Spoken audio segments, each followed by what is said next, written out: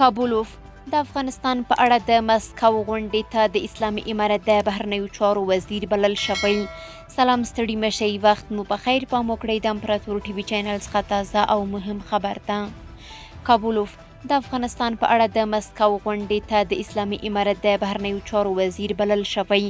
د افغانستان لپاره د روسیې د ولسمشر ځانګړي استازي ضمیر کابولوف ویلي چې د افغانستان اسلامي امارت د بهرنیو چارو سرپرست وزیر امیر خان متقي ته د افغانستان په اړه په مسکو کې جوړېدونکې مشورتي غونډه کې د ګډون بلنه ورکړې ده. کابولوف د دوشنبې په ورځ د سپټمبر 15مه د تلې دریمه د روسیې د تاس خبري اژانس ته وویل متقي به نن راورسیږي. د افغانستان بهرنیو چارو وزارت هم د یوې اعلامیې په خپرولو سره ویلي چې د امیر خان متقي په مشرۍ یو پلاوی په دې غونډه کې د ګډون لپاره مسکو ته تللی دی.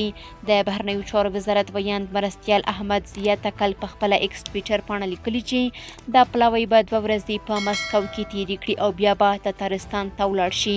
ټاکل شوې ده دا غونډه د سپټمبر په 29مه د روسیې، هند، ایران، قزاقستان، قرغیزستان، چین، پاکستان، تاجکستان، ترکمنستان، ازبکستان د استازو په ګډون د روسیې د تتارستان په کازان ښار کې جوړه شي.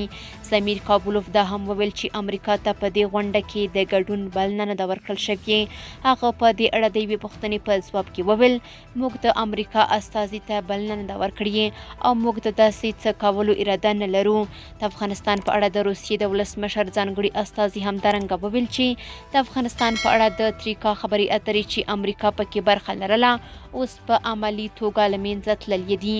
هغه وویل 4 هیوادونو روسیې، چین، پاکستان او ایران یې ځای نیولی د اوس لپاره هم دا بڼه کار ته دوام ورکوي، وروسته به بیا ګورو.